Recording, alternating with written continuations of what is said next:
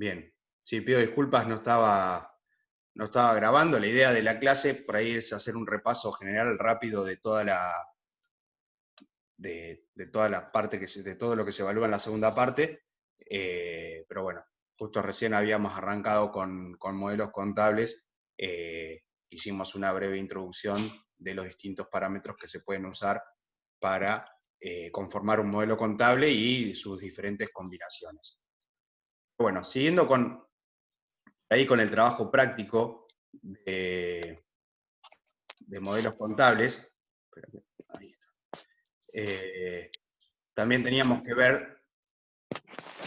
identificar partidas expuestas y no expuestas a la inflación.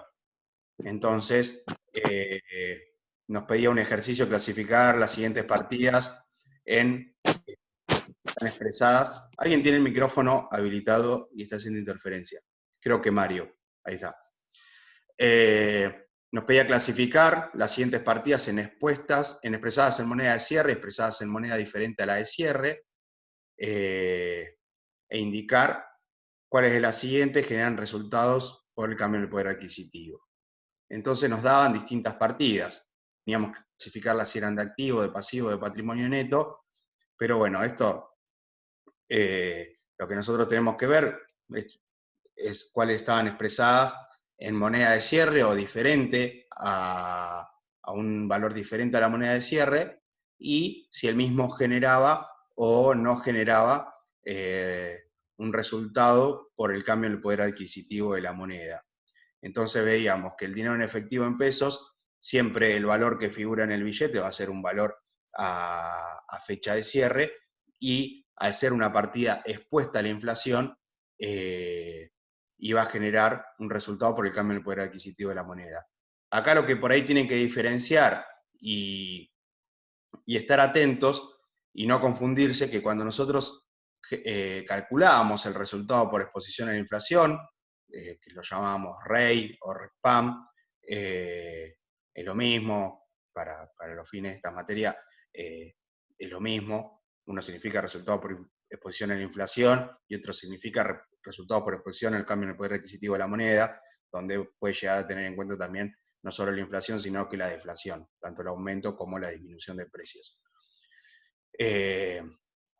Para calcular ese resultado utilizábamos el método indirecto, es decir, íbamos a ajustar todas aquellas partidas que no estén expresadas en fecha de moneda de cierre. Bien.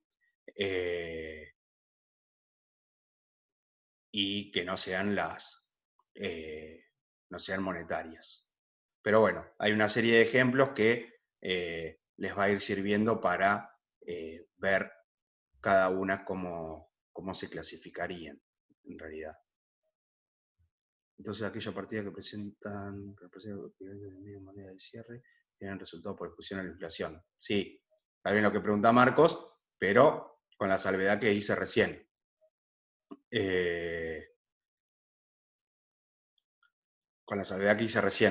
Que nosotros íbamos a utilizar el método indirecto para el cálculo de ese resultado. Sí, Rocío.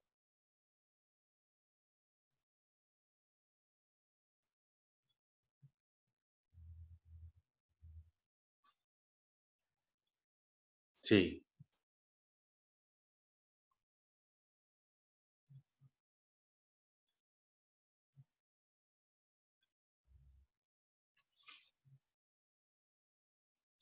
¿Cómo que no te coincide?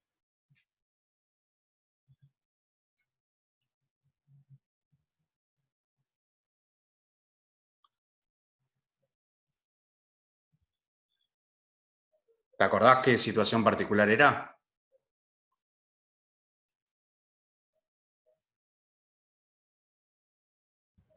Hola, profe. Sí. Yo por lo que recuerdo, en la clase de YouTube usted se había confundido en un número en el caso 2, entonces el caso 2 tenía números diferentes en YouTube, pero Sí, la resolución era la misma. Por ahí se refiere a eso. puede ser que más adelante, ahí está, había un caso que me acuerdo que era, uno era este.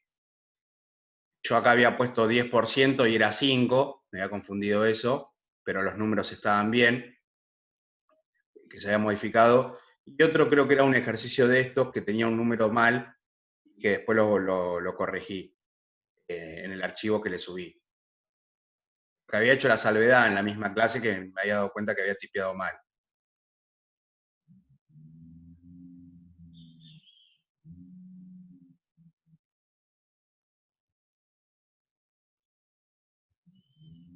No, vamos a ordenarnos. Me pidieron que arranque el primer...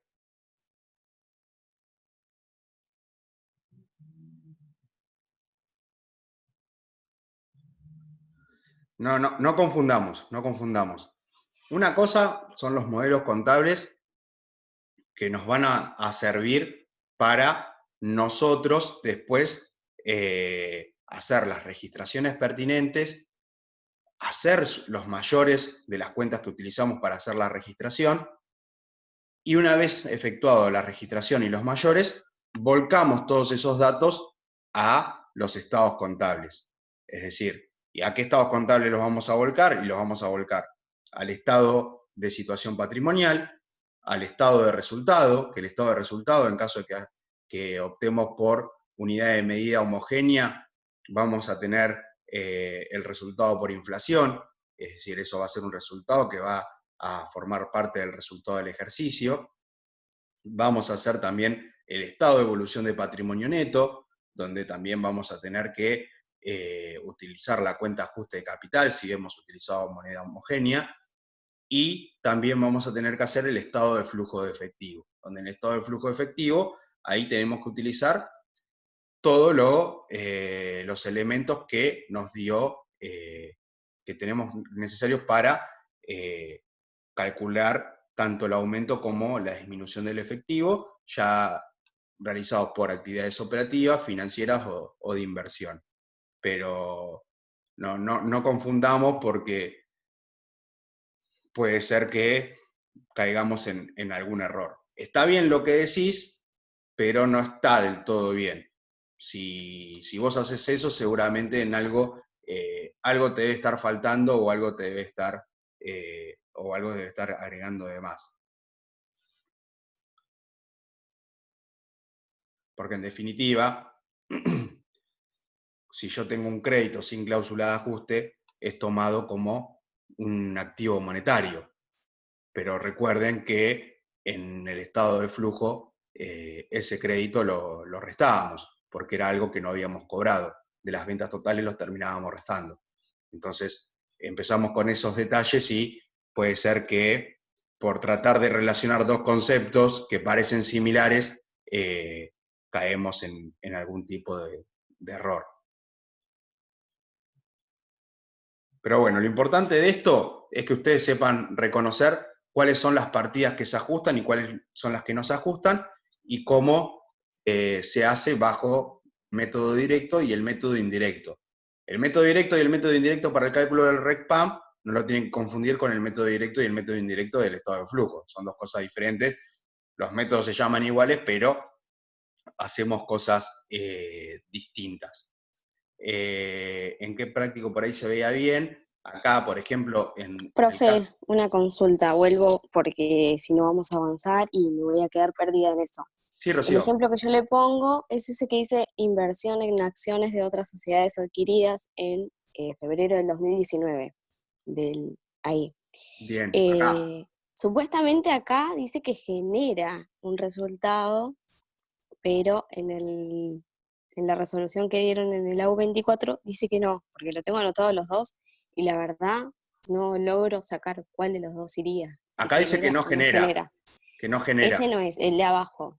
Ah, no, ese sí, está bien. Sí, Dice inversiones en acciones de otras sociedades adquiridas en febrero de Ahí está. 2019. Sí, bueno, yo lo tenía anotado como que sí. Claro, Entonces, era no genera. uno de los errores que había detectado en el momento que estaba resolviendo la clase. Ah, perfecto. Yo justo Sí. como no pude verla ese día, entonces tomamos como que está bien lo que dice el AU, ¿no? Sí, este PPT. Perfecto. ¿Sí? Perfecto, gracias. De nada, Rocío. Perdón, sí, ahí veo tu pregunta, tenés razón. La había omitido. Menos mal que activaste el audio, así no la pasábamos de largo. Lo que decía por ahí, en este trabajo práctico 5, con respecto a unidad de medida, miren bien el caso 3, que en el caso 3 hacemos el cálculo del resultado por exposición a la inflación y cómo queda la situación patrimonial, y lo hacemos por los dos métodos. Acá estamos haciendo por el método indirecto, donde ajustamos las partidas que no están expresadas en fecha moneda de cierre, ajustamos el inmueble y el capital social. Fíjense que dinero en efectivo y deudas no lo tocamos, y llegamos a un resultado positivo de 2.500 pesos, partiendo de esta situación inicial.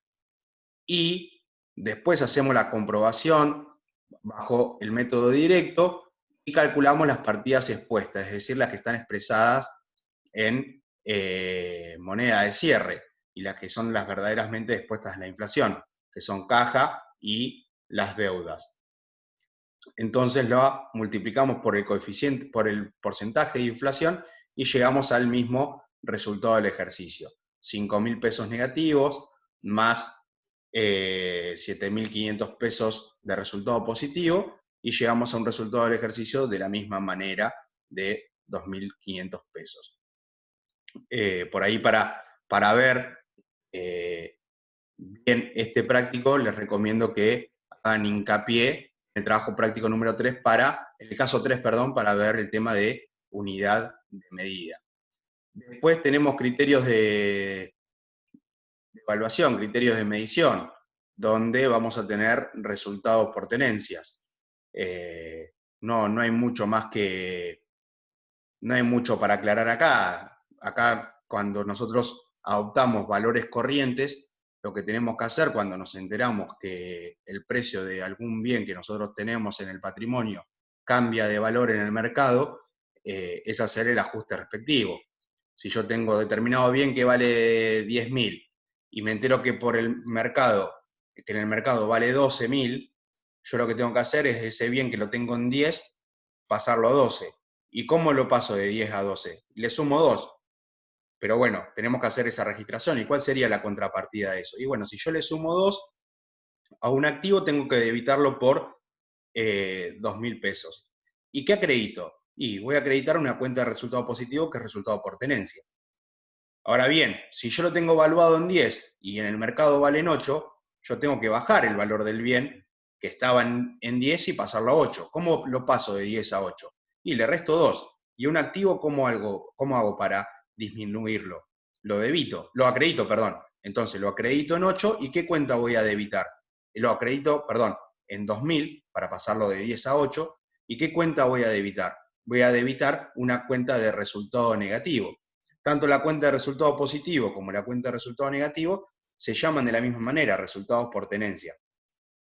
Lo que tiene es que si ese resultado por tenencia me disminuye el valor del bien, va a ser un resultado por tenencia negativo, y si ese resultado por tenencia me aumenta el valor del bien, va a ser un resultado por tenencia positivo. Bien, que no es más ni menos que lo que hicimos en este trabajo práctico. Teníamos el terreno, y que el terreno después vimos que de 50 pasó a valer 90. Bueno, lo tuvimos que aumentar en 40, y para aumentarlo en 40 debitamos la cuenta terreno por 40, y acreditamos la cuenta de resultado positivo, resultado por tenencia, por 40. Después, si vamos al mayor del terreno, vamos a tener un saldo el 25 de octubre de 50 y un saldo el 31 de diciembre de 40. Deudor los dos. Entonces, el saldo al cierre va a ser de 90, que surge de sumar 50 más 40. Y bueno, después eso lo vamos a terminar reflejando en el estado de situación patrimonial.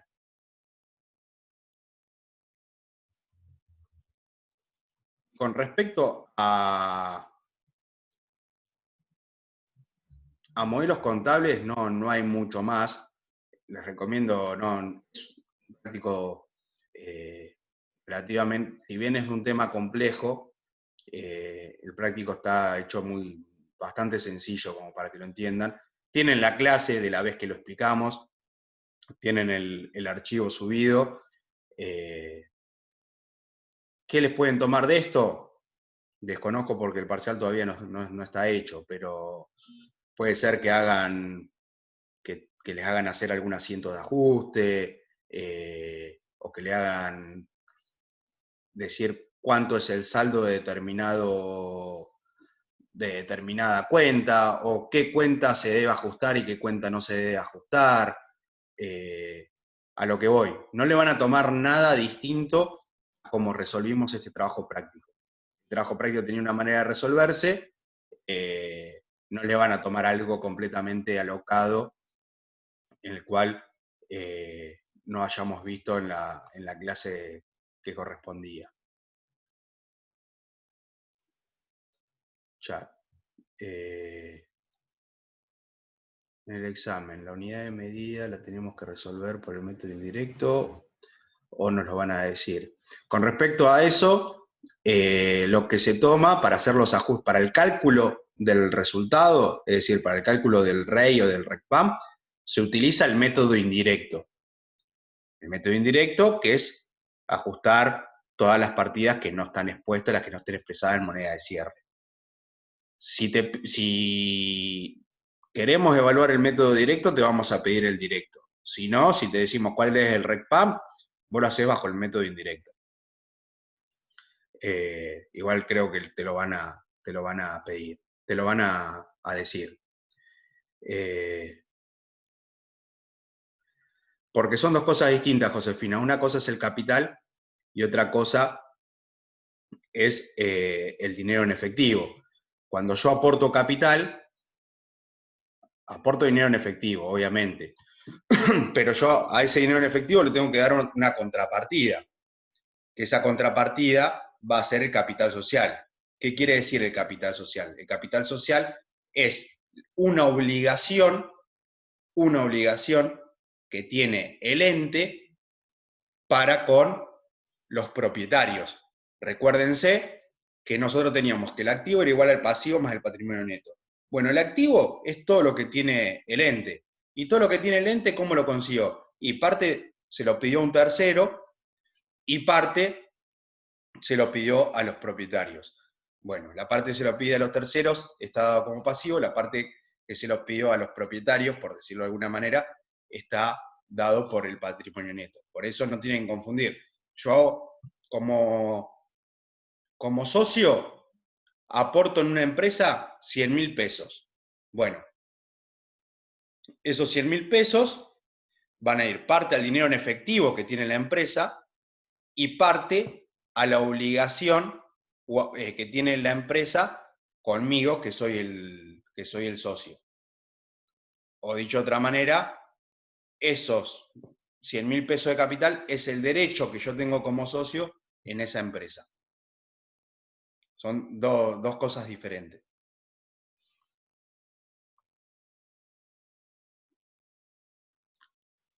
Sí, puede ser. Es cuestión de tiempo y de ir madurando el concepto, pero es así. Después, con respecto a modelos contables, ¿hay alguna duda puntual?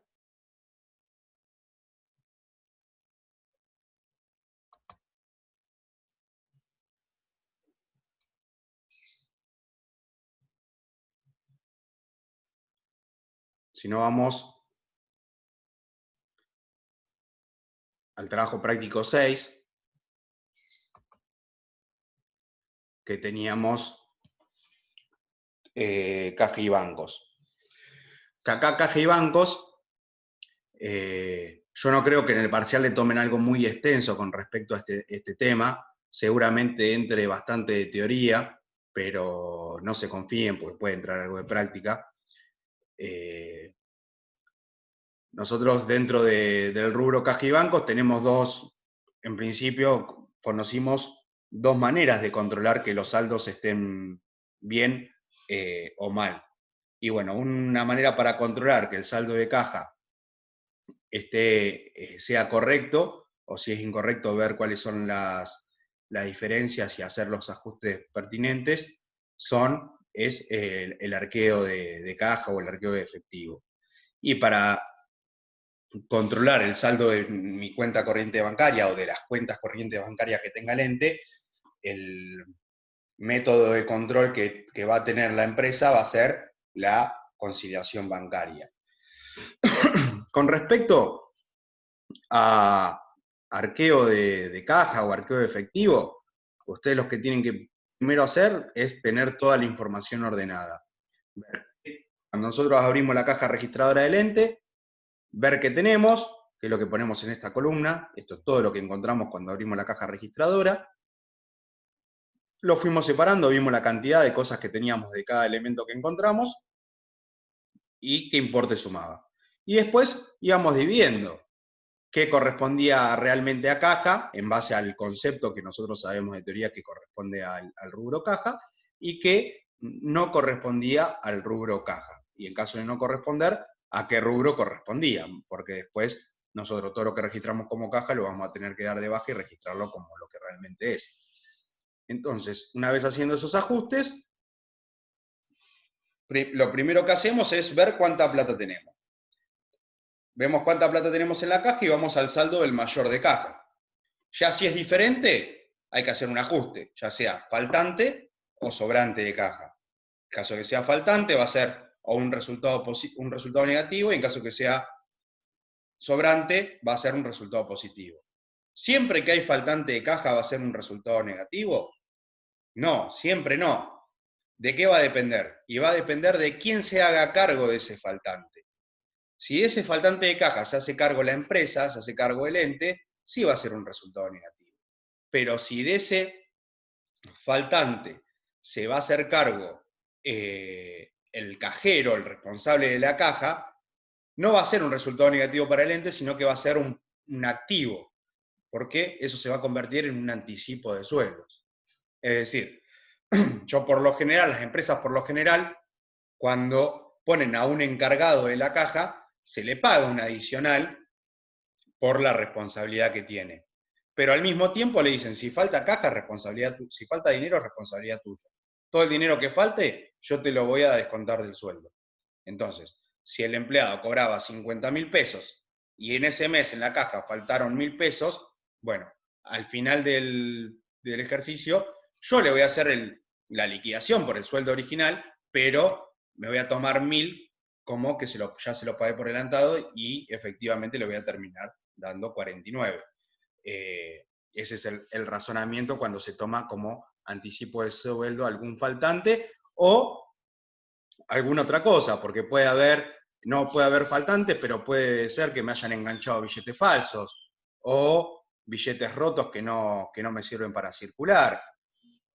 Entonces, todas esas cosas hay que decidir bien y hay que dejar bien en claro quiénes son los responsables, quiénes se van a hacer cargo ante la existencia de ese tipo de conceptos. Entonces, una vez que nosotros sabemos eso, podemos ver a dónde lo derivamos, si lo cargamos a resultado negativo, o si lo cargamos a anticipos de sueldo. De todos modos, va a ser como en el trabajo práctico, donde todas esas cosas no los decía.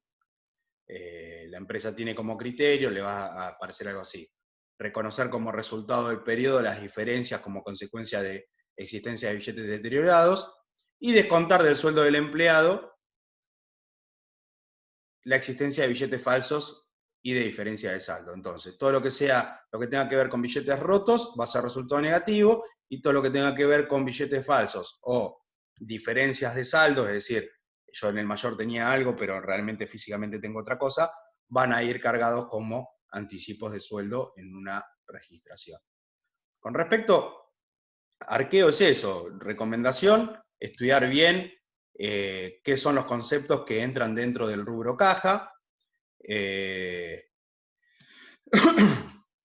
y después, a la hora de, si les toca hacer un arqueo, les recomiendo, sean ordenados, y identifiquen bien qué va dentro de ese rubro y qué no va dentro de ese rubro, y en caso de que no vaya dentro de ese rubro, a cuál iría para después hacer la registración, porque yo en su momento, acá, por ejemplo, con este cheque de pago diferido, yo en su momento lo había registrado como caja, pero no es caja, es un crédito. Entonces yo tengo que dar de baja caja, es decir, lo voy a tener que acreditar por 2.000 pesos, y voy a debitar otra cuenta de activo que va a ser clientes o deudores por venta, una cuenta del activo por 2.000 pesos. Voy a generar una variación cualitativa, o permutativa, cualitativa, en el cual el patrimonio se modifica en su composición, pero no en su magnitud. Algo deja de ser caja para ser deudores por ventas o clientes. Bien. Con respecto a conciliación, a arqueo, no hay mucho más. También, bueno, la presencia de un mayor para ir viendo qué saldo tienen. Resumiendo, ustedes parten de un saldo. Es decir, le preguntan al contador de la empresa, le dicen, ¿cuánto tenemos en caja? El contador, la única manera que tiene para fijarse cuánto hay en caja es, mira el mayor de la cuenta caja y te dice, bueno, el saldo de la cuenta caja es 60.000 pesos. Usted lo primero que hace para controlar que ese saldo de caja sea correcto, abren la caja y cuentan todo lo que tienen. Si de esos 60.000 pesos, ustedes cuando cuentan hay 59.800, bueno, le falta 200 pesos. Esos 200 pesos, ustedes ahí tienen que ver si va a ser resultado negativo, si se hace cargo la empresa, o un anticipo de sueldo si se hace cargo el cajero. Y después de eso siguen viendo y dicen, mirá, me di cuenta, este billete es falso. Bueno, este billete es falso, tengo que conocer un resultado negativo si se hace cargo la empresa de los billetes falsos, o un activo si se hace cargo el cajero, que se lo voy a poner como anticipo de sueldo. Y así con cada uno de los elementos hasta terminar con el saldo realmente correcto y hacer después en el libro diario todos los ajustes que sean necesarios para llegar a ese saldo. Si yo partí del saldo de 60.000 y después entre los faltantes, entre los billetes falsos, entre los billetes rotos, entre cosas que correspondían registrar en otro rubro del activo y demás, me termina dando que en caja realmente tengo 50.000 pesos, bueno, yo tengo que llevar el saldo de mayor de 60 a 50. ¿Y cómo llevo el saldo de mayor de 50? De 60 a 50. Y con ajustes. ¿Ajustes? ¿Qué son los ajustes? Son registros en el libro diario que van a hacer llevar ese saldo de 60 a 50. Yo ya sé de entrada que voy a tener que acreditar la cuenta caja por 10.000 pesos. ¿Pero qué cuentas voy a debitar? Y voy a debitar otro tipo de cuentas. Algunas pueden ser de resultado negativo, otras pueden ser de activo. ¿Sí? ¿Se entiende?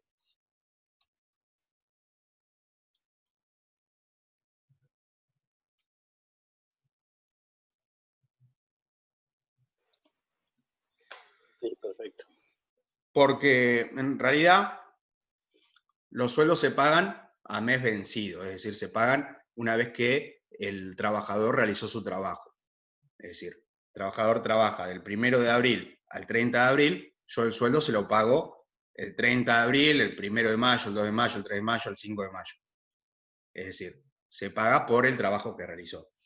Se paga cuando termina. Si yo se lo pago antes, lo que yo tengo el derecho, el ente tiene el derecho a que el trabajador todavía preste ese servicio hasta fin de mes. Entonces ese derecho es clasificado como un activo, es un derecho para el ente de recibir esa remuneración, de recibir ese trabajo. Bien. Y cuando vamos a conciliación bancaria, teníamos distintos ejercicios de conciliación bancaria. A ver si este es. Ustedes se van a encontrar con un saldo en su mayor, en el mayor del ente va a haber un saldo de esa cuenta corriente bancaria, supongamos que sea 10.000 pesos, y un saldo que va a tener el banco. ¿Bien? Que ese saldo puede ser igual, menor o mayor al que yo tengo. Bueno, si es igual, en principio no pasaría nada. El tema es cuando no es igual, ya sea mayor o menor. Bueno, ahí es donde yo tengo que ver por qué el saldo que tiene el banco no es igual al que tiene el mío, al que tengo yo, perdón. Y ahí voy a empezar a encontrar diferencias, distintos tipos de diferencias. Y lo que ustedes tienen que detectar ahí, si esas diferencias son temporarias o son permanentes. Si son temporarias, se ajustan con el mero transcurso del tiempo. No voy a tener que hacer nada. Pero si son permanentes, esas diferencias van a merecer un asiento de ajuste, porque puede ser que yo haya registrado mal. Entonces, la diferencia de ese saldo es producto de una mala registración mía, entonces ahí yo tengo que corregir el error. O puede haber sido una mala registración del banco, se equivocaron y me sacaron plata a mí y le tenían que haber sacado plata a otra cuenta, o pusieron más plata en mi cuenta cuando el dinero era para otra cuenta corriente. Entonces ahí el ente va a tener que comunicarle al banco para que el banco haga ese ajuste. En la contabilidad del ente no se va a hacer nada, porque el error es del banco. El ente, por una cuestión de tener bien sus números ordenados y prolijos, va a llamar al banco para decirle, para alertarlo de ese error y que lo corrija. Pero en principio, yo no tengo que hacer nada como ente. Y básicamente es eso, vamos a tener que, imagínense una situación que puede ser de la vida cotidiana, Ustedes trabajan, ¿no? Trabajan y trabajaron durante todo el mes de junio. Entonces ustedes saben que a partir del 1 de julio, le tienen que pagar el sueldo, ¿no? Entonces ustedes en su contabilidad mental saben que en la cuenta bancaria tienen X cantidad de monto, ¿no? Bien. Entran a su home banking y ven que no tienen ese monto, que tienen mucho menos. Bueno, ustedes saben que van a cobrar ese dinero porque trabajaron y su empleador se comprometió a pagarle. Pero todavía no le pagó. O todavía el banco no acreditó en su cuenta el monto correspondiente al sueldo del mes de junio. Entonces, ¿eso para ustedes qué va a ser? Una diferencia. Porque ustedes tenían mentalmente, en su contabilidad mental, estoy llevando esto a un ejemplo cotidiano, un ejemplo doméstico. En su contabilidad mental tenían que en el saldo de su cuenta corriente tenían, no sé, 30.000 pesos. Pero abrieron el home banking y tenían 0. Bueno, hoy es 1 de julio, bueno, tienen tiempo hasta el 5 a pagarme. Bueno, eso es una diferencia temporaria, porque ustedes saben que con el mero transcurso del tiempo, ustedes van a tener que, van a terminar cobrando esos 30.000 pesos por su salario. Entonces, ustedes saben que del 1 al 5 ese saldo se va a corregir solo. Es decir, ustedes detectaron una diferencia, pero conocen el motivo de esa diferencia y saben que se va a terminar corrigiendo con el transcurso del tiempo. Ahora bien, ustedes se meten en el home banking el 5, sabiendo que van a tener 30.000, y cuando se meten tienen 29.500 pesos. Y dicen, che, hermano, ¿por qué 29.500 pesos? Y yo cobro 30.000. Se fijan en el resumen y dice que le descontaron 500 pesos por gastos de mantenimiento de cuenta, por ejemplo.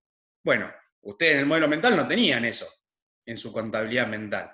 Entonces, eso es una diferencia permanente. Ustedes van a tener que ajustar porque eso no se va a poder revertir, no le van a volver a dar esos 500 pesos, sino que esos 500 pesos ya está, ya lo gastaron por algo que ustedes por ahí no se imaginaban o no sabían, no tenían en cuenta o se habían olvidado.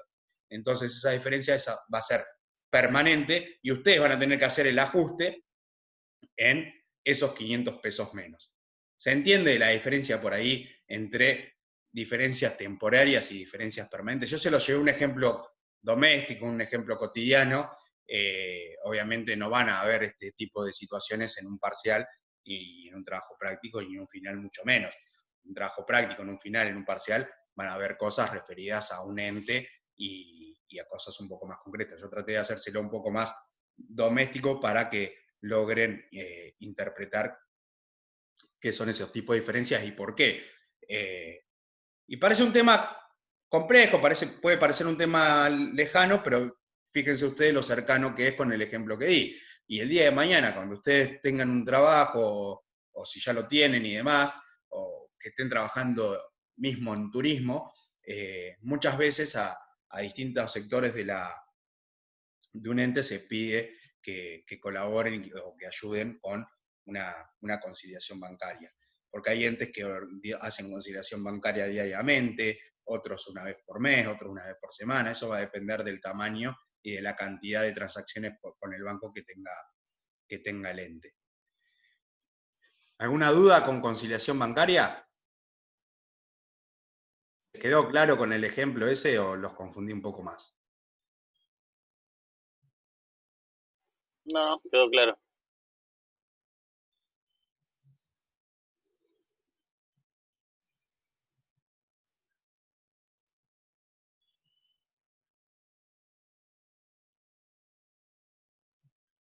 Bien. Igual les recomiendo, vuelvan a hacer el trabajo práctico, fíjense cuáles son. Primero, la mecánica que utilizábamos era marcar aquellos detalles, aquellas partidas que coincidían en las dos contabilidades, tanto en la del banco como en la del ente, y las que no coincidían eran las diferencias, y esas diferencias ahí veíamos si eran temporarias o permanentes. Y recuerden que para lo que el ente es un débito, para el banco es un crédito. Y para lo que el banco es un débito, para el ente es un crédito. Es decir, todos los aumentos en el saldo de la cuenta bancaria el ente lo va a debitar, mientras que el banco todos esos aumentos los va a acreditar. ¿Por qué los va a acreditar el banco? Y porque para el banco es una deuda, porque yo esa plata se la puedo pedir en cualquier momento, entonces el banco tiene la obligación de dármelo. Y para mí como ente es un derecho porque ese dinero es mío. Por eso siempre decimos que son como contabilidades espejadas. ¿Cuál era el práctico? A ver, vamos a compartir. El práctico siguiente era el de inversiones, bienes de cambio, bienes de uso, créditos.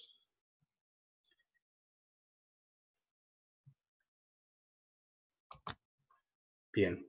Después teníamos el otro trabajo práctico, que seguíamos avanzando en los rubros del activo, y teníamos el trabajo práctico de inversiones, que el trabajo práctico de inversiones no presentaba demasiadas dificultades. Por ahí esto sí, tengan en cuenta la importancia de leer teoría, porque puede haber preguntas de teoría. Recuerden, lo que siempre hacíamos énfasis es en la intencionalidad del ente y cómo un elemento patrimonial puede formar parte de distintos rubros del activo dependiendo de la intención que tenga el ente con ese elemento. Recuerden lo de las monedas extranjeras. Si la intención del ente es hacer frente a las deudas que tenga en moneda extranjera, esa moneda extranjera formará parte del rubro caja y banco.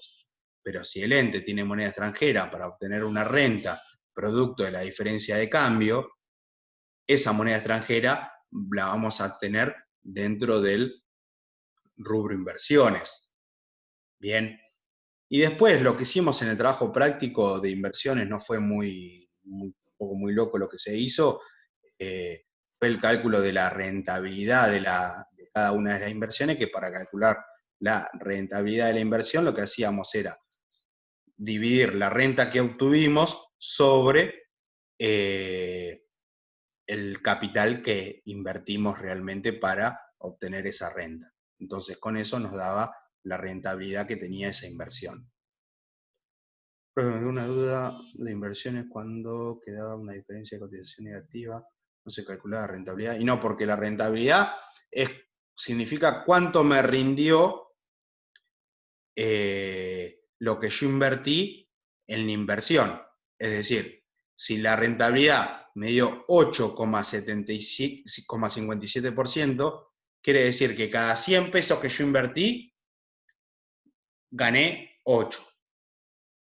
Es decir, por cada peso que yo invertí, gané 0,08 centavos, por ejemplo. En cambio, si yo pierdo plata, no gané nada, es decir, la rentabilidad no tendría sentido calcularla, sino que yo perdí. En realidad, lo que es el índice de rentabilidad sirve para ver qué proyecto o qué inversión me conviene más. Ya si la rentabilidad es negativa, ese proyecto lo descarto. Pero si hay dos proyectos donde yo tengo, por ejemplo, 1 millón de pesos para invertir, y hay dos proyectos. Para uno necesito 700.000 y para otro necesito 500.000. Y puedo optar por uno de los dos. Entonces voy viendo, en base al capital que yo invierto, qué rentabilidad me puede llegar a generar. Bueno, y por ahí voy a elegir el que me genere mayor rentabilidad entre esos dos proyectos, por ejemplo. Ya si la rentabilidad si me da pérdida, me da negativo, ya ese proyecto lo descarto y no me sirve para nada el índice de rentabilidad. Bueno, con respecto a inversiones, vimos esos en el trabajo práctico, a ver si vimos algo más, pero no vimos nada más.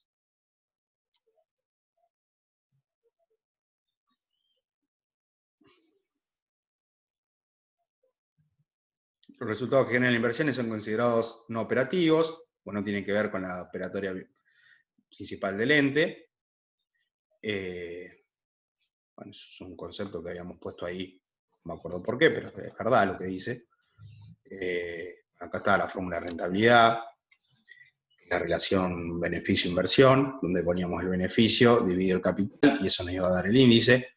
No le va a dar directamente 8,57%, sino que eso lo tiene que pasar a porcentaje. Le va a dar 0,0857, por ejemplo.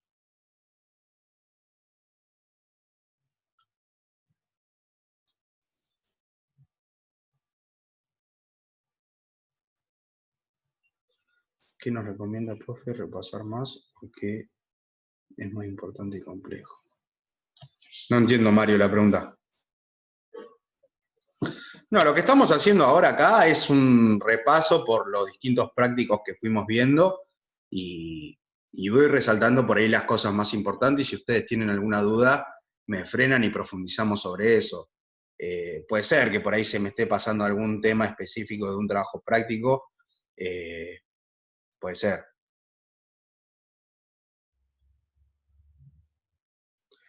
Y como tema más complejo o importante, creo que todos los temas tienen más o menos la misma complejidad.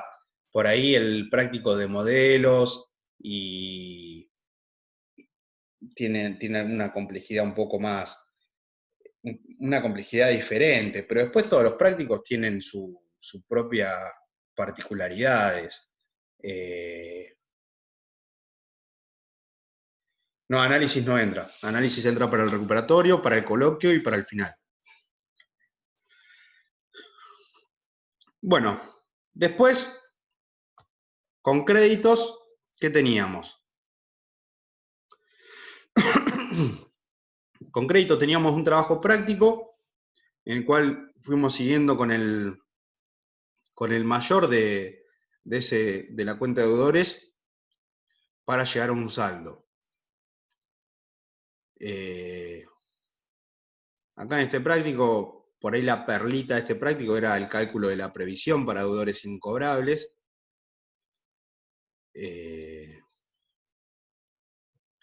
No tenía mucho más. No tenía mucho más sentido.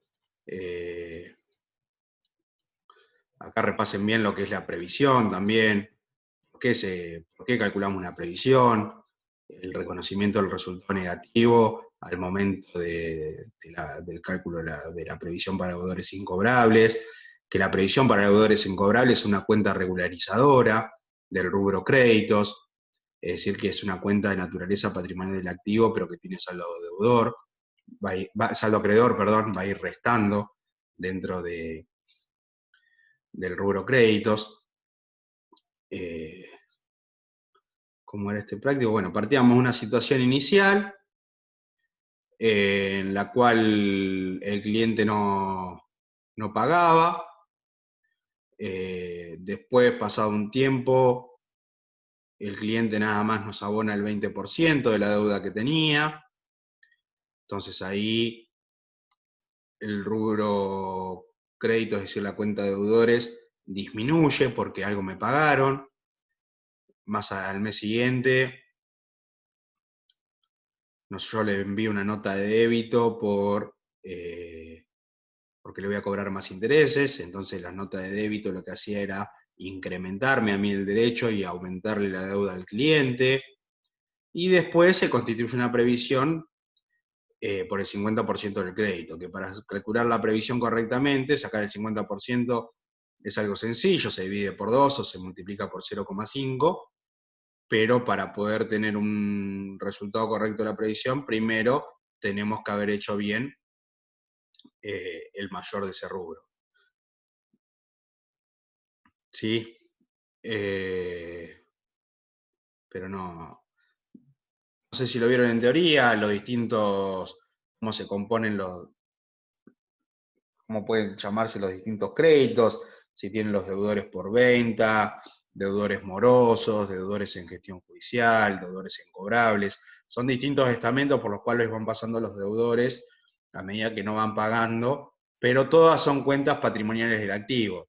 Tanto deudores por venta, deudores morosos y deudores en gestión judicial son cuentas patrimoniales del activo.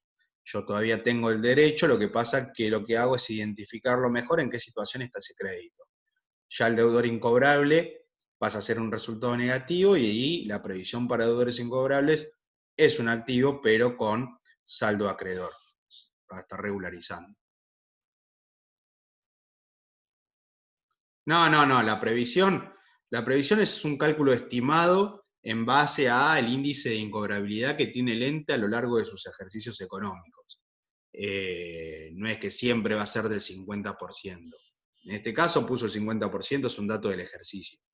La previsión va a ser, el dato por la constitución de la previsión va a ser un dato que se les va a dar en el enunciado.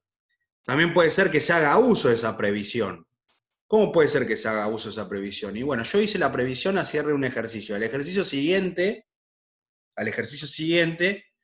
se efectiviza, es decir, tengo certeza al 100% de que ese proveedor de que ese cliente no me va a pagar. Yo el resultado negativo ya lo generé cuando hice la previsión. Bueno, ahí lo que voy a hacer va a ser dar de baja esa previsión. ¿Cómo la voy a dar de baja? Voy a dar de baja la cuenta regularizadora, voy a debitar la previsión para deudores incobrables, la cuenta de patrimonio del activo saldo acreedor la voy a debitar y voy a acreditar esa cuenta de activo que hacía referencia al deudor en cuestión. Y si no me alcanzó la previsión, voy por la diferencia, voy a debitar un resultado negativo.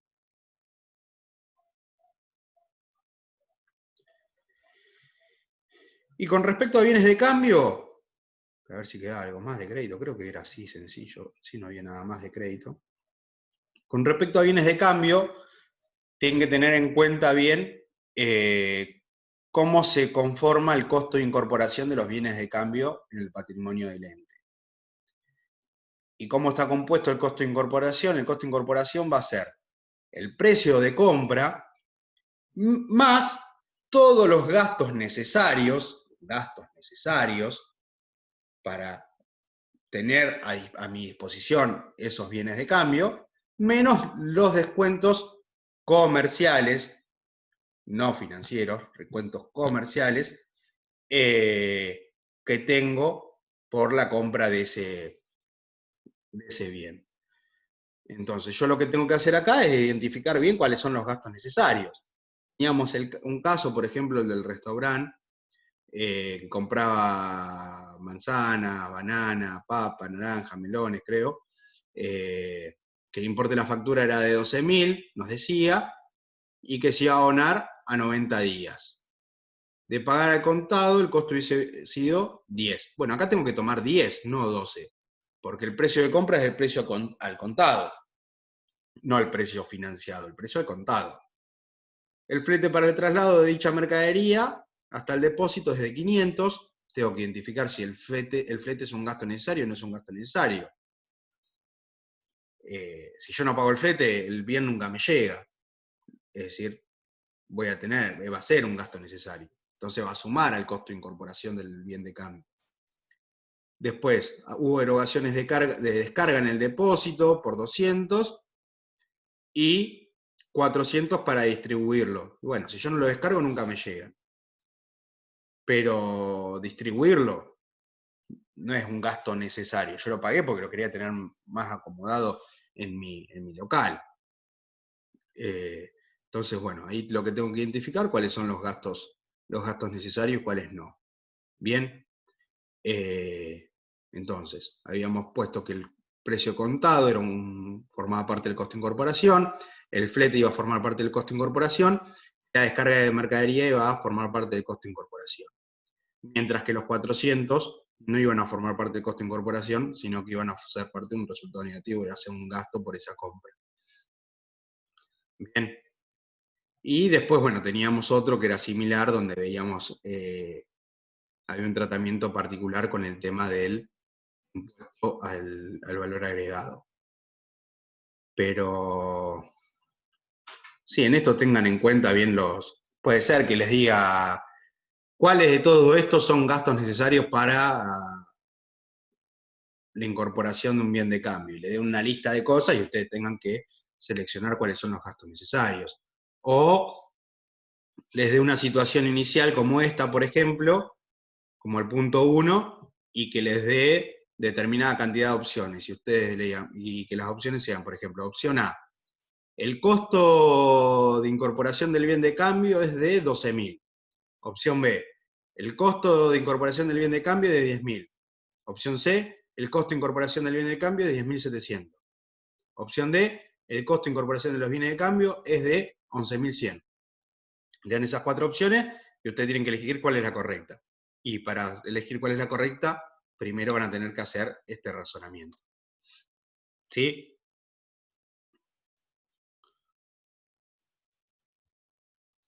Puede ser, por ejemplo, repito, todavía el parcial no se hizo, no se elaboró, se me ocurre ahora en voz alta distintas maneras de evaluar este tema, viendo la modalidad en la cual tienen que rendir. Pero no se confíen con eso, les recomiendo que vuelvan a hacer el trabajo práctico. ¿Qué otro trabajo práctico teníamos? A ver. Bueno, teníamos el tema de bienes de uso, activos intangibles, ¿no? Pasivo. Entonces, el trabajo práctico 6, seguíamos con los bienes de uso. Acá con lo más importante, los bienes de uso, dos cosas. Primero, a qué valor incorporamos el bien de uso, que es un tratamiento similar al de los bienes de cambio. Y luego, saber de que los bienes de uso, año a año, van a ir perdiendo valor producto de su uso y del paso del tiempo. Entonces, lo que nosotros tenemos que hacer ahí es generar ese resultado negativo por esa pérdida de valor que tiene el bien de uso por tenerlo usándose en el patrimonio, y al mismo tiempo, bueno, ese resultado negativo va a surgir del cálculo de una depreciación que nosotros vamos a ir haciendo.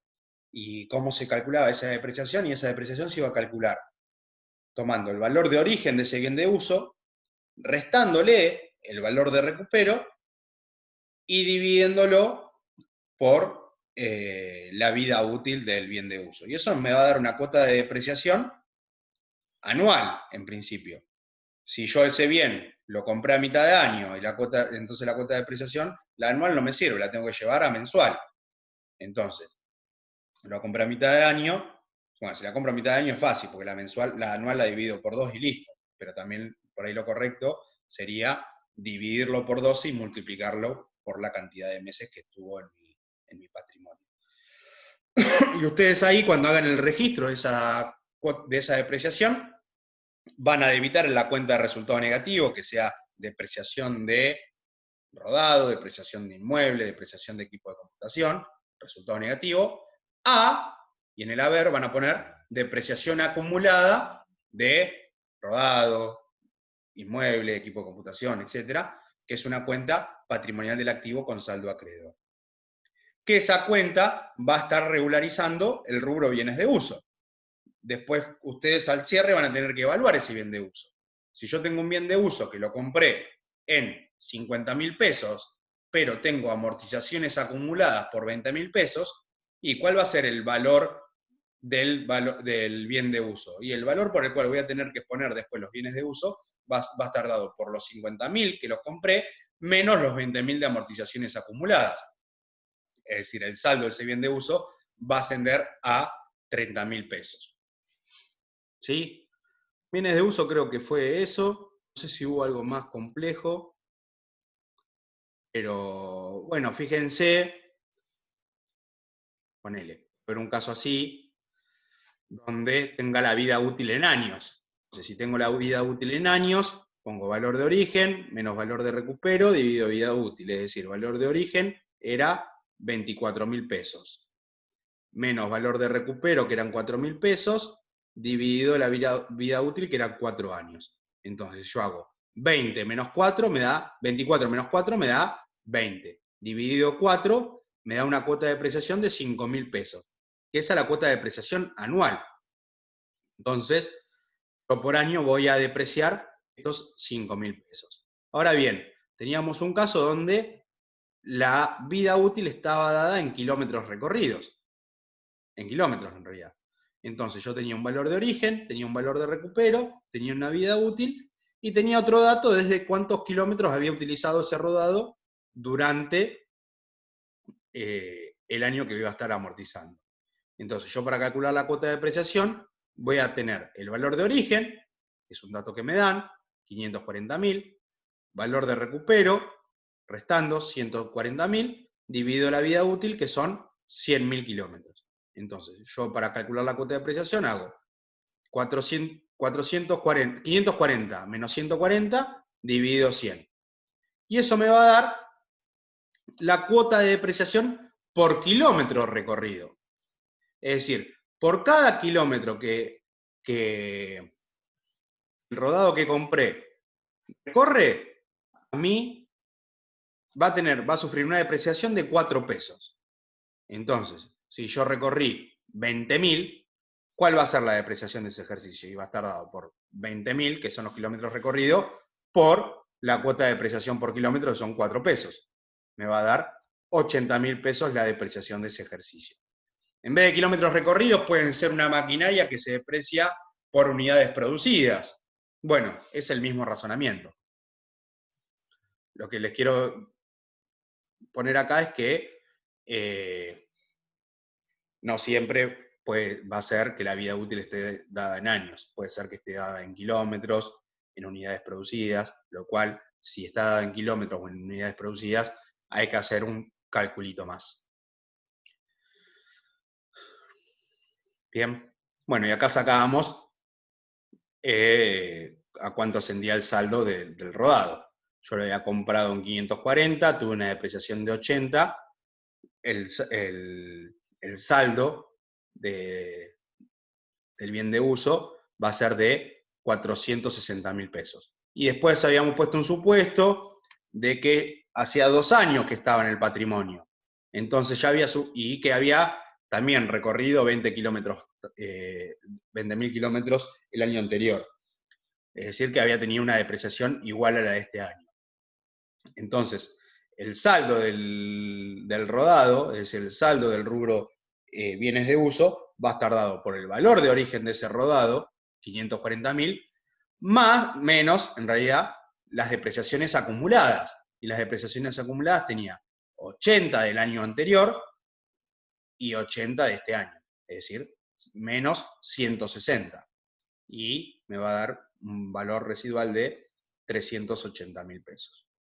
Con respecto a bienes de uso, no hay mucho más que agregar. Vean bien el tema de considerado año de alta completo y considerado base mensual. Año de alta completo, amortizábamos todo el año en ese año que lo comprábamos. Y si es considerado en base mensual, hacíamos lo que les dije hoy. Si el bien de uso lo compramos en determinada parte del año y estuvo menos de 12 meses en el patrimonio, cuando calculamos la cuota de amortización anual, la vamos a dividir por 12 y me da la cuota de amortización mensual.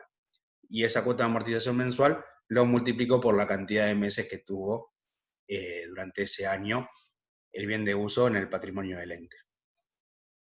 Eso también cosa para tener en cuenta, cómo es el método de amortización, de depreciación. Había hecho una aclaración que cuando hablábamos de depreciación y amortización estábamos hablando prácticamente de lo mismo, pero el término depreciación se utiliza para los bienes de uso y el término amortización se utiliza para los activos intangibles. Activos intangibles era lo mismo. Fíjense que la metodología para la resolución del práctico intangible es parecida. Tenemos una vida útil, tenemos un valor de origen, para calcular la cuota de amortización de ese bien de uso, de ese intangible. A ver cómo era el práctico este, que no lo recuerdo. El de cocina mediterránea. Dice que una empresa dedicada a realizar cruceros por distintas partes del mundo ha dado recientemente la concesión del buffet a otra empresa, pactando por tal concesión la suma de 400.000 pesos que se ha abonado mediante transferencia bancaria. La misma durará 4 años. Asimismo, se pacta que se va a pagar un 5% mensual de lo facturado a los clientes. La concesión ha sido otorgada en enero de 2019,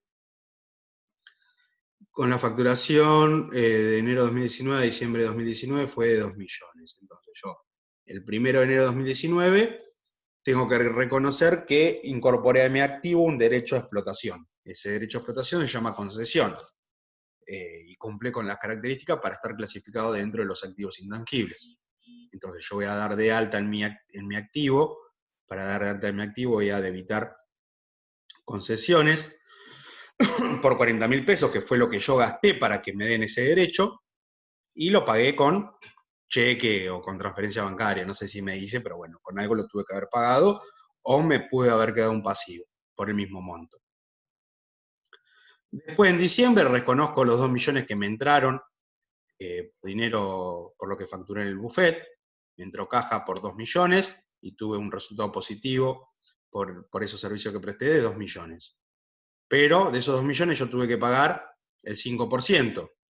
Entonces, ese 5% va a estar dado lo voy a registrar como un gasto en explotación de las concesiones, y asciende a 100.000 pesos, y voy a acreditar a acreedores varios, que es una cuenta de pasivo de que yo le tengo que pagar a alguien, es decir, ese alguien es el dueño del crucero, los 100.000 pesos. Y luego, como todo cierre de ejercicio, calculo la amortización de esas concesiones. La concesión yo la había comprado en 400.000 pesos y dura 4 años. ¿Y cómo era el cálculo de la cuota de amortización? Valor de origen menos valor de recupero dividido vida útil. Valor de origen, tengo 400.000. Valor de recupero, no tengo, entonces es 0. Y vida útil, 4 años. Entonces 400.000 dividido 4 me da 100.000 pesos. Esos 100.000 pesos va a ser la cuota de amortización anual de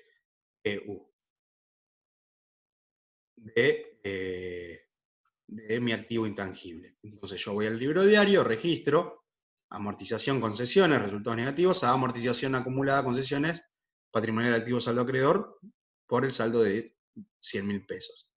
Habíamos dicho que las amortizaciones acumuladas eran una cuenta que regularizaba, en este caso el rubro activos intangibles. Entonces cuando voy al saldo de las concesiones al 31 de diciembre, tengo el saldo dado por el valor de origen, 400.000 pesos, menos las amortizaciones acumuladas, porque tengo 0 acá,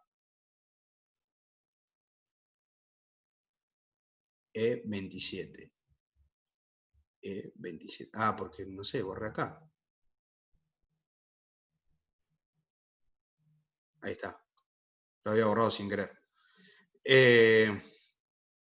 menos las amortizaciones acumuladas, que eran 100, que es lo que registré acá, producto del cálculo que hice acá.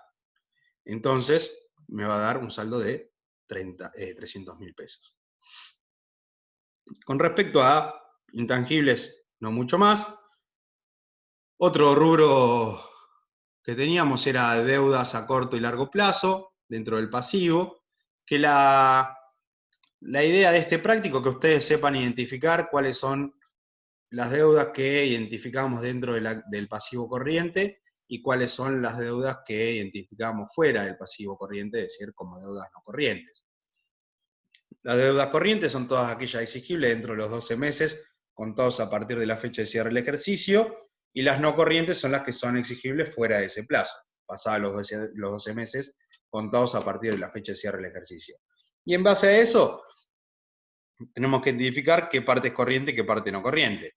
Tenemos algunas deudas que pueden ser todas corrientes, otras que pueden ser todas no corrientes, y otras que van a ser parte corriente y parte no corriente.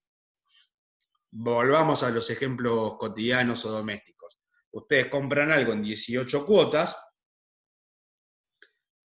en noviembre, bueno, pagan la cuota de diciembre, y les queda 12 cuotas que van a ser corrientes. Y las 7 restantes, 5 restantes, porque una ya la pagaron en noviembre, las 5 restantes formarán parte del pasivo, no corriente. Yo, para que lo puedan visualizar mucho mejor, lo que les hice acá fue una línea de tiempo. En el momento del trabajo práctico lo vimos, así queda toda junta. Y donde nos poníamos en el momento que contraía la deuda, marcábamos cuál era la fecha de cierre del ejercicio, bueno, 12 cuotas para adelante iban a ser corrientes y las restantes no corrientes. Y teníamos datos de que el ejercicio cerraba los 30 de junio, los días 30 de junio, y que tenía una deuda por 180.000 pesos, que se pagan 18 cuotas, mensuales iguales y consecutivas. La primera cuota vence el 10 del 6,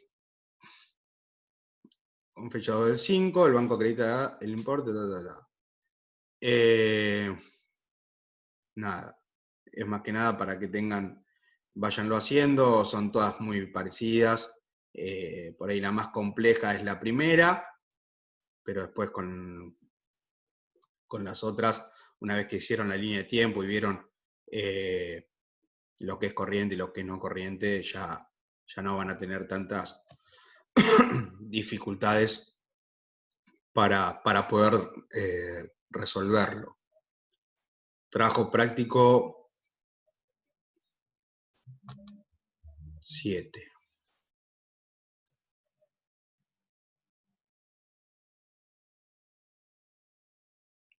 Bien.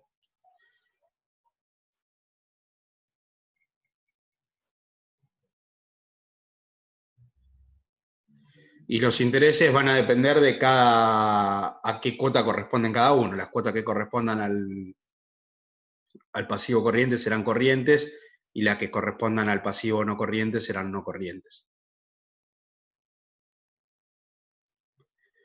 Bien. ¿Seguimos con el práctico 7?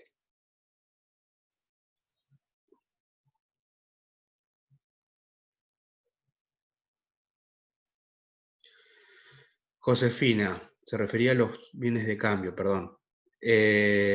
Si los pago a plazo con tarjeta y no me cobran intereses, Si los pagas a plazo con tarjeta y te cobran intereses, bueno, ese monto de intereses no formará parte del costo del bien, del costo de incorporación, sino que formará parte de un resultado negativo por la financiación que pediste para la compra de ese bien de cambio.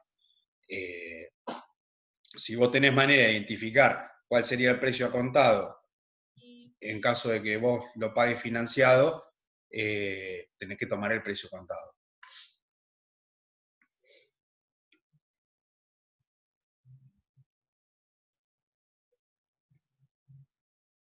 ¿Sí, Josefina?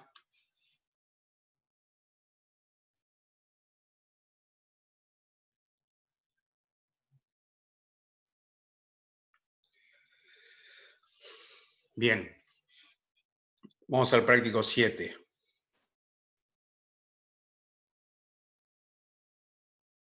Espera que voy a hacer una cosa.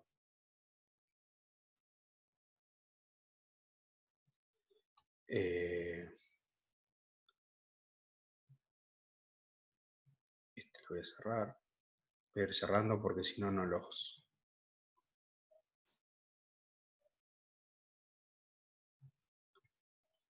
Bien. Tengo este. Guárdenme. Y tengo este. Práctico 7. Bien.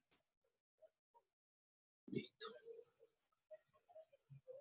Bien, ahí se ve el Excel.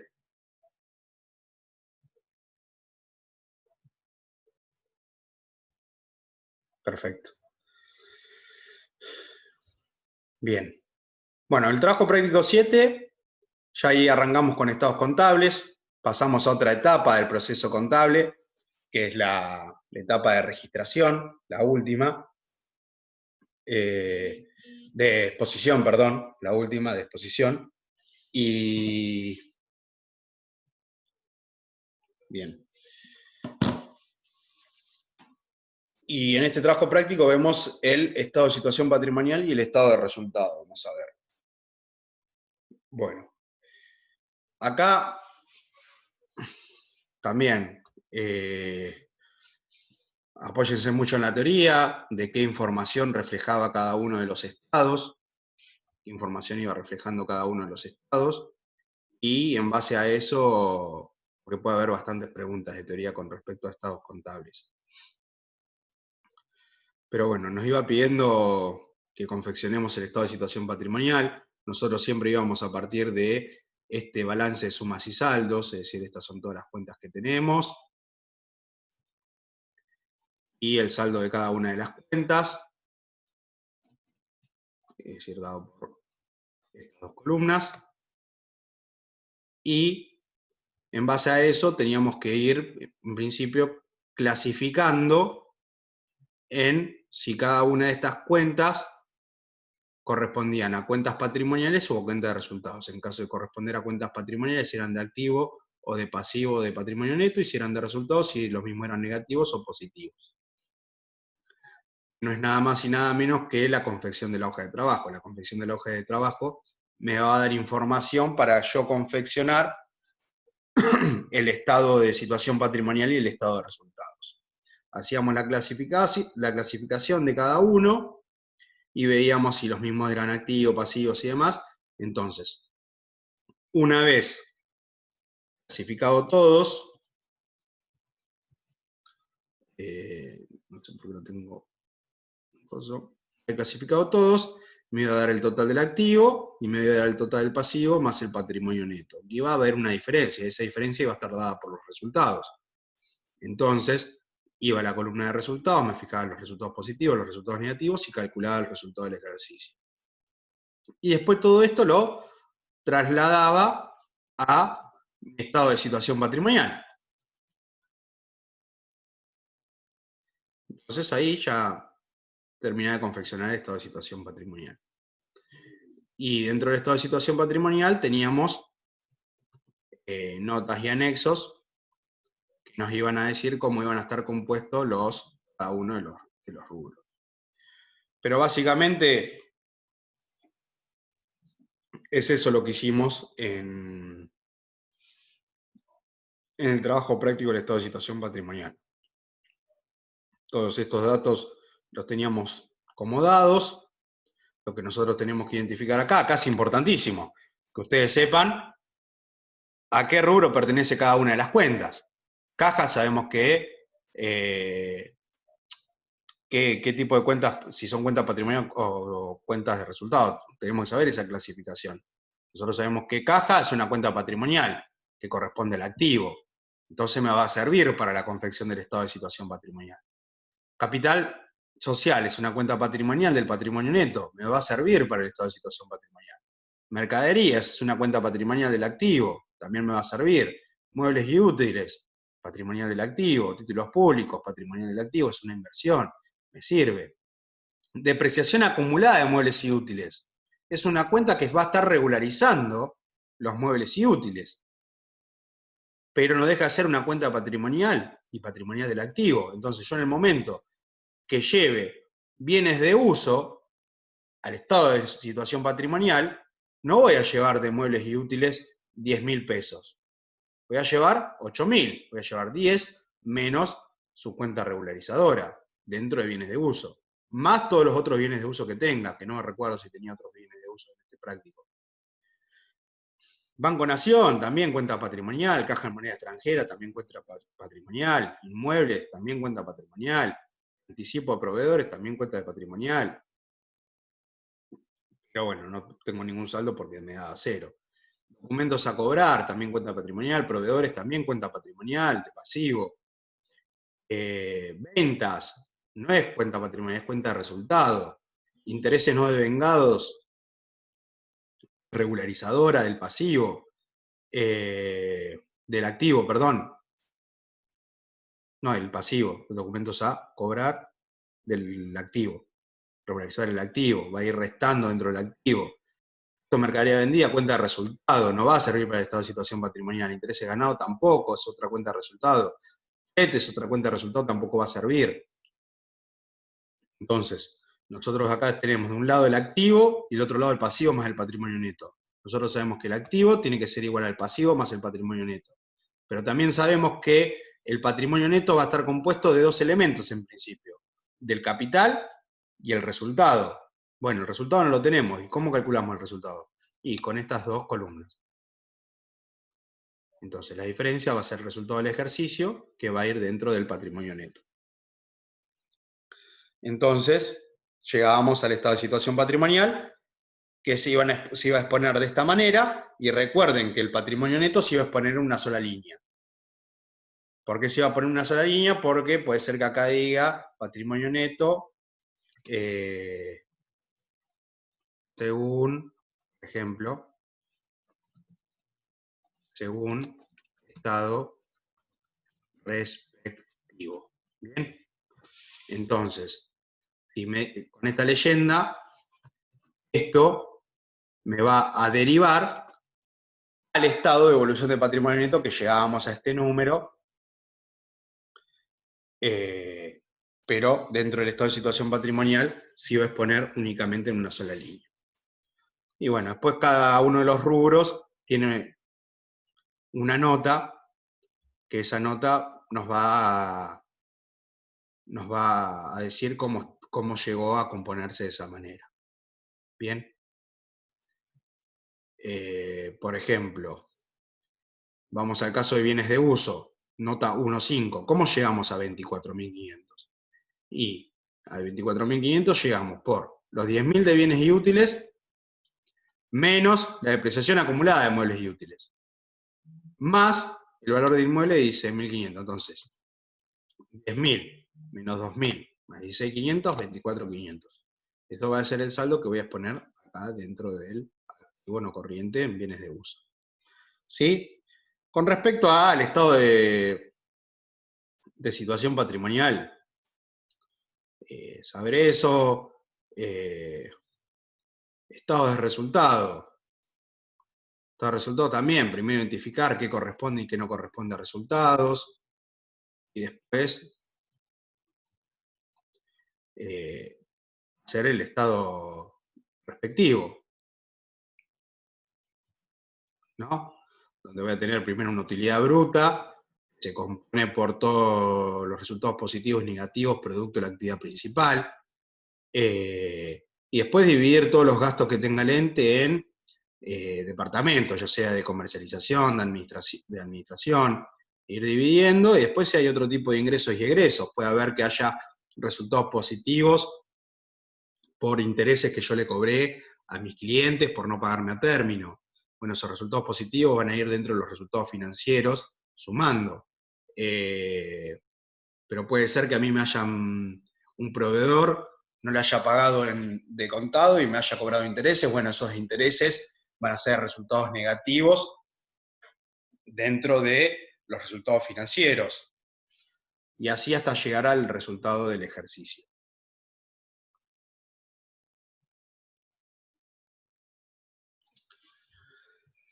Creo que sí, creo que se puede volver para atrás. Hasta que no envías, creo que puedes ir y volver las veces que quieras. Puedes ir y volver las veces que quieras.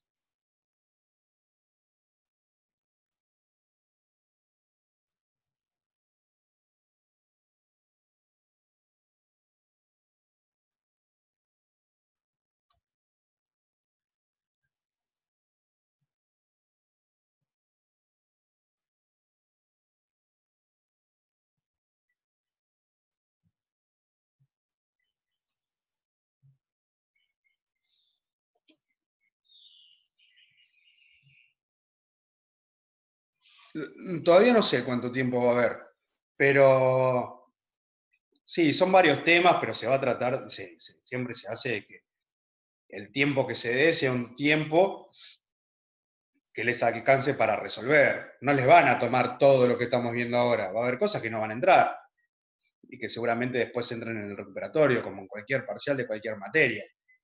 Pero les recomiendo que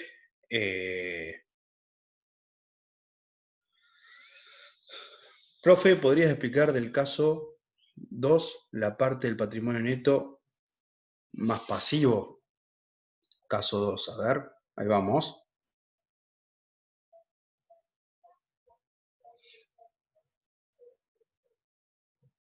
¿Qué parte específica?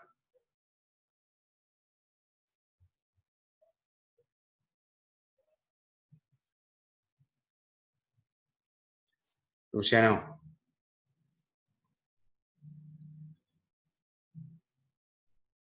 ¿Cómo llego a 185.000? Bien, espera que lo pinto de vuelta acá, porque no sé qué es 185.000, debe ser acá, ¿no? 185.000. Bien. 185.000. Seguramente lo primero que hago va a ser ir clasificando cada una de estas cuentas, ¿no? Habíamos dicho caja formaba parte del activo, banco también, deudores por servicios prestados también, bienes de consumo también, muebles y útiles también, depreciación acumulada también, terreno también, títulos públicos también forman parte del activo, intereses ganados va a ser un resultado positivo, proveedores va a ser pasivo, sueldos a pagar va a ser pasivo, préstamos va a ser pasivo, impuestos a pagar va a ser pasivo, intereses perdidos va a ser resultado negativo, servicios prestados va a ser resultado positivo, costo va a ser resultado negativo, depreciación va a ser resultado negativo, sueldos y cargas sociales resultado negativo, sueldo y carga social resultado negativo, gastos de luz, gas y teléfono resultado negativo, alquiler va a ser un resultado negativo, gastos va a ser un resultado negativo, acciones en circulación va a ser patrimonio neto y resultado no asignado va a estar dentro del patrimonio neto. Entonces, yo una vez que hice toda esa clasificación, me va a dar que el activo asciende a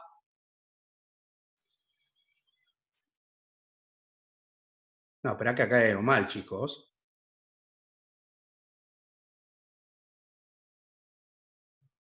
Acá hay algo mal.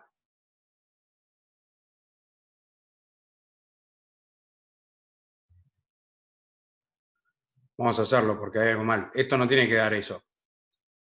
Esto lo que tiene que dar es 440.000.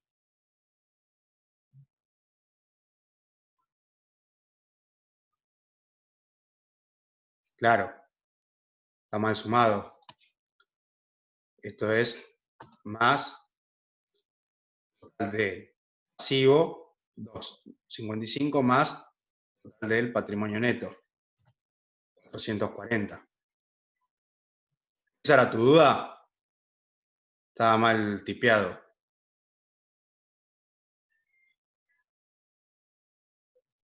Bien. Sí, estaba mal tipeado. No da 185. 185. Dejé de compartir. Acá. ¿Dónde estoy? Acá. 185 es el total del patrimonio neto. Pero el total del pasivo más el patrimonio neto me tiene que dar igual al total del activo. Acá me había olvidado, se ve que me olvidé o tipié al revés y me había olvidado de sumar el pasivo.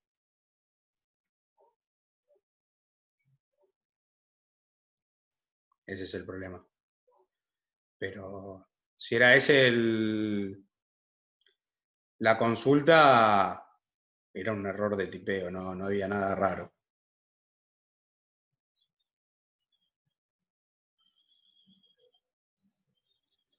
Bien.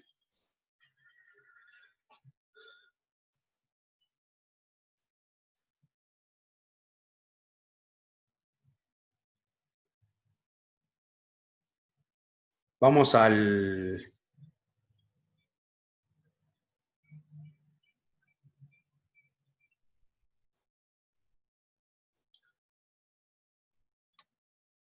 Trabajo práctico 8.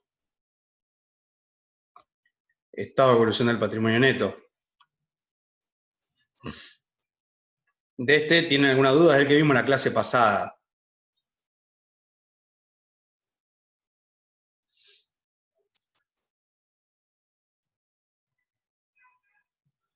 Teníamos 3 casos. El primer caso era identificar a cuánto ascendía el patrimonio neto al cierre, identificar qué parte era aportes, qué correspondía a resultados acumulados y qué parte correspondía a reservas.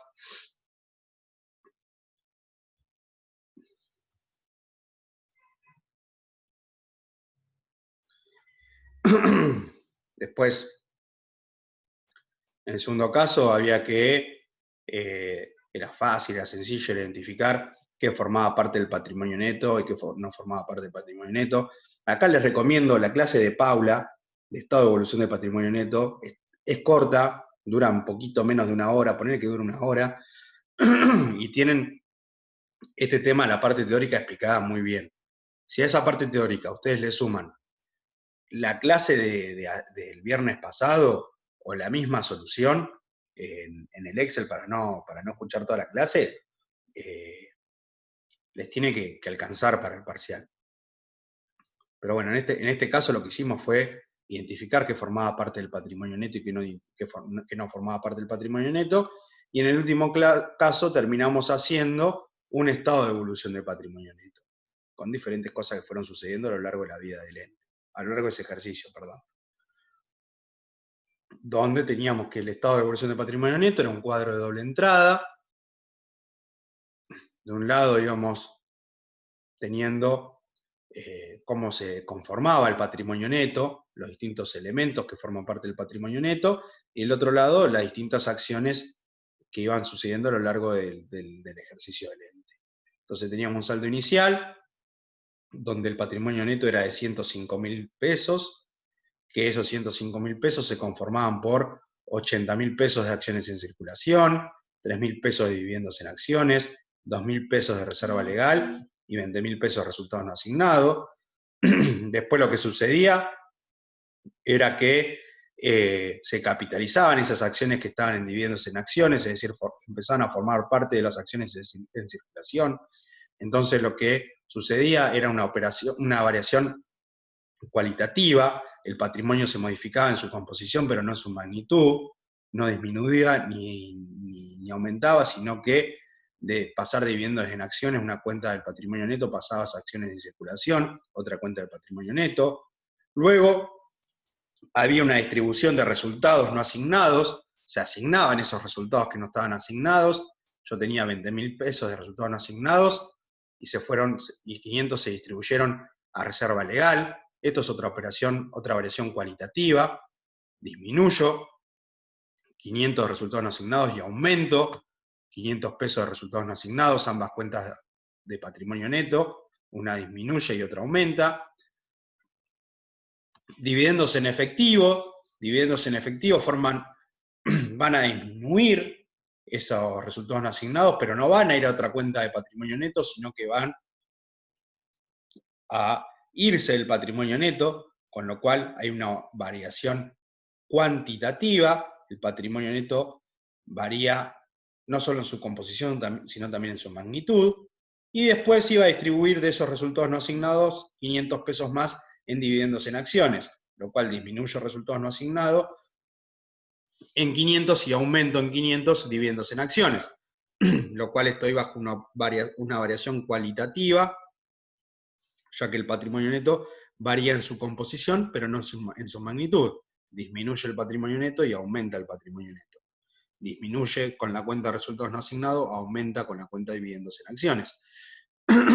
Y después voy a tener el resultado del ejercicio, que es un número que viene de afuera del patrimonio neto, viene de sumar todas las cuentas de resultados positivos y restar todas las cuentas de resultados negativos. Me había dado que tenía un resultado del ejercicio de 27.000 pesos. Esos 27.000 pesos de resultados positivos los voy a eliminar de los resultados positivos y los voy a transformar en patrimonio neto como cuenta de resultados no asignados.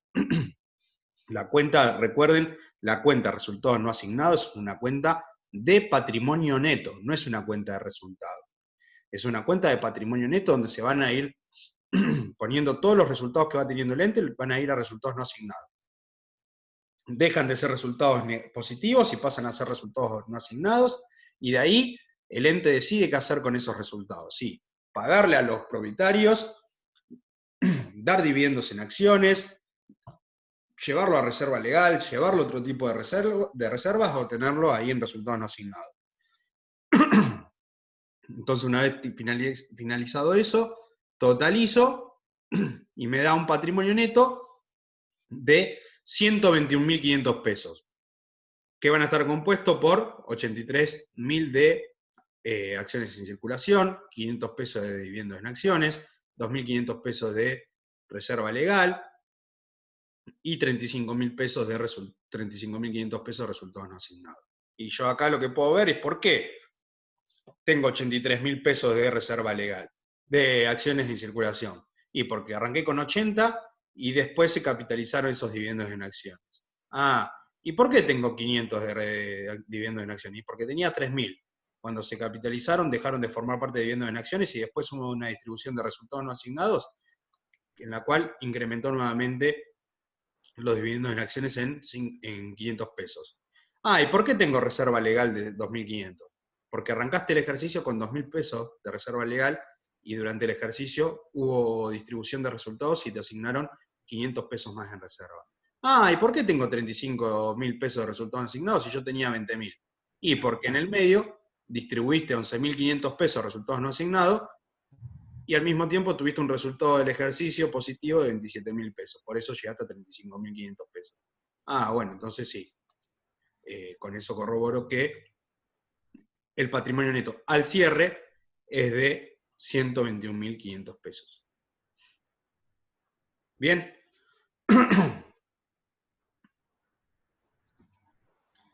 Con respecto al estado de evolución del patrimonio neto, no hay mucho más que agregar. Vuelvo a recomendarles, lean la teoría de estado de evolución del patrimonio neto, o miren el video de Paula. Digo el video de Paula porque es la comisión nuestra. Seguramente el video de Diana sirva mucho para los que estén cursando con Diana, y lo mismo el video de Martín para los que están cursando con Martín. Pero aprovechen que están las clases grabadas y mírenlas.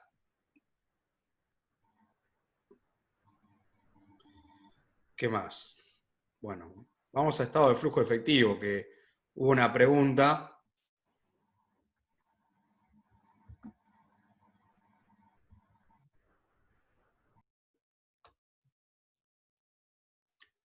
Una pregunta de estado de flujo efectivo. Creo que era de Nora, a ver si podía volver a explicar el método indirecto del estado de flujo efectivo. El método indirecto creo que lo teníamos en el caso 3, sí. Ustedes parten de esta base, parten de la base de tener datos que a mí me van a servir para darme cuenta si hubo movimientos de efectivo a lo largo del ejercicio en el cual estoy haciendo el estado de flujo efectivo. Y yo parto de un saldo inicial de efectivo y voy a tener también la información de un saldo al cierre del dinero en efectivo, que no es más ni menos que, en este caso, 40.000 pesos, que surge de restar lo que tenía al cierre menos lo que tenía al inicio. Bueno, lo que tenía al cierre menos lo que tenía al inicio es lo que me aumentó o me disminuyó, pero en este caso lo que me aumentó el efectivo a lo largo de ese ejercicio. Entonces yo ahora tengo que ver por qué causas el efectivo me aumentó o me disminuyó. Y hay tres causas. Es decir, el aumento o la disminución de efectivo en un ejercicio se van a dar por tres causas en simultáneo. Causas por actividades operativas, actividades de inversión o actividades de financiación o financiamiento. Bien. Tanto en el método directo como en el método indirecto, las actividades de inversión y financiación van a ser iguales, vamos a tener la misma información expuesta. Va a variar la manera de ver las actividades operativas bajo un método u otro. Entonces,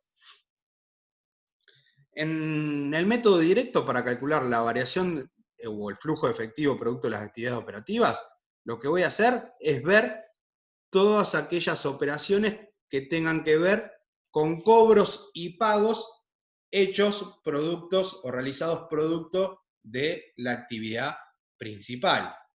Es decir, yo presté servicios, entonces esos servicios están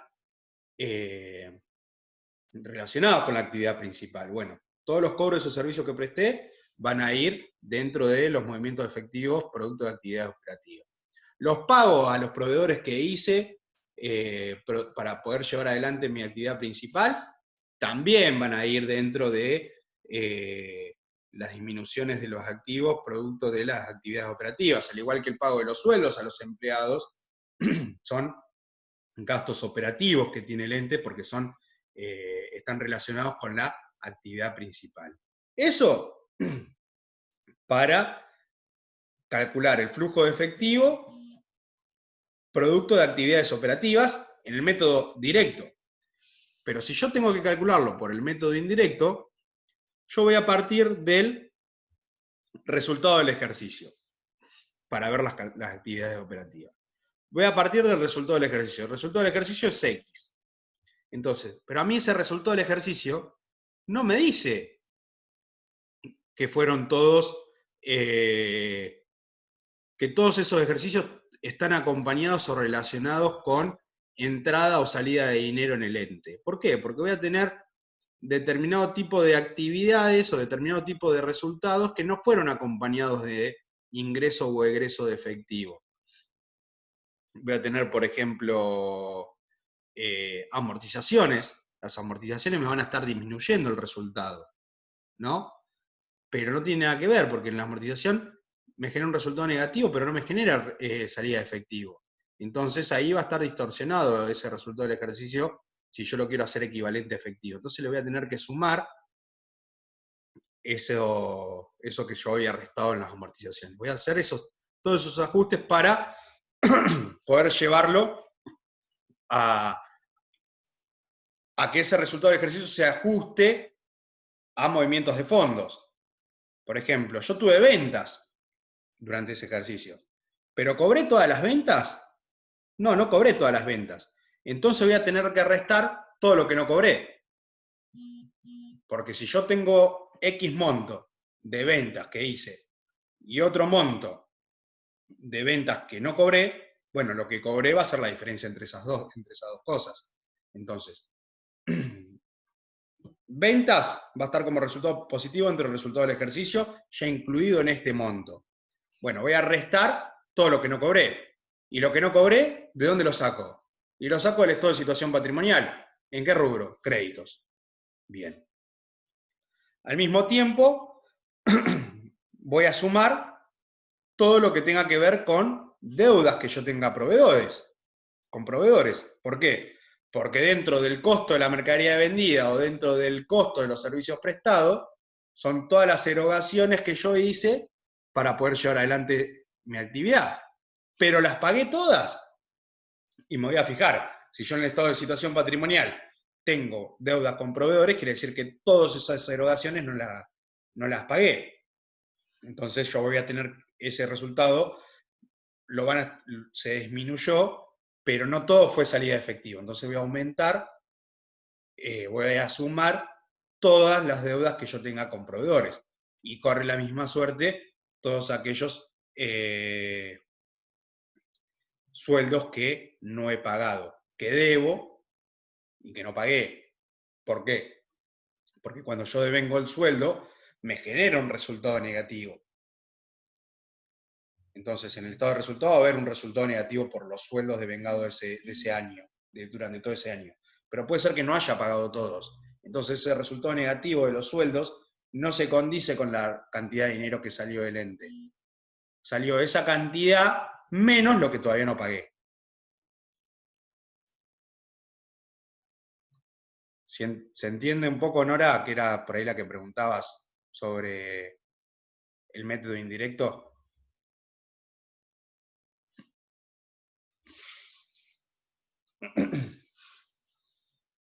Bien. También, con estado de flujos, creo que hay un video de Paula también que dura más o menos lo mismo que el estado de devolución. Está durando entre 50 minutos y 1 hora, donde toda la parte teórica la explica muy claramente. Obviamente, ayúdense con los libros, ayúdense con todo el material que damos, pero por ahí esos videos para estos 2 últimos temas, les recomiendo que los miren y que se apoyen después, eso para la parte teórica, después para la parte práctica, que vuelvan a ver la clase del viernes pasado, o que agarren la guía de trabajos prácticos y pónganse a resolver los prácticos que vimos, el 5, el 6, el 7, el 8 y el 9, que son los que entran. Y si tienen alguna duda, o ven el video de esa clase particular, o tienen subido el material en la 24 en la sección comisión 1 y 2 de práctica. Abajo del todo hay una carpeta que dice soluciones segunda parte o algo así, y están todos los archivos subidos. De estos archivos que estamos viendo acá y los que vimos en la clase, están todos subidos en Excel y otros en PDF. Así que ahí tienen todo para poder resolverlos. Y si tienen alguna duda, hoy es viernes. El parcial lo tienen el miércoles a las 7 de la tarde. Si les surge alguna duda, yo hasta el lunes voy a tratar de responderle al toque. Ya martes y miércoles, si tienen alguna duda, háganmela. No les garantizo que les pueda responder porque también tengo otras responsabilidades. Por ahí, martes y miércoles son días que tengo más cargados. Pero si tienen alguna duda hoy, mañana, el domingo por ahí no respondo tan al toque, pero por ahí el lunes a primera hora ya les respondo. Y durante todo el lunes, háganme preguntas al mail y se las voy respondiendo ante cualquier duda que tengan. Pero no sé si les queda alguna duda particular y puntual de alguno de estos, que son 5 trabajos prácticos, 6 trabajos prácticos. Seguimos resolviéndola. Si no, tampoco le quiero robar tanto tiempo, ya son las 12, ya hace más de 2 horas que estamos. Vayan a hacer otra cosa, vayan a almorzar.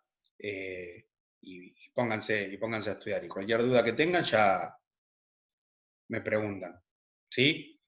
Por mí liberados. Si quieren, me quedo 2 minutitos más, por si alguien 10 minutitos más, lo que necesiten, pero si tienen alguna duda puntual, que alguien me pregunte, si no ya nos volvemos a ver el miércoles a las 7 en el parcial. ¿Sí? Bueno, éxitos a todos. Yo me quedo un ratito más por las dudas.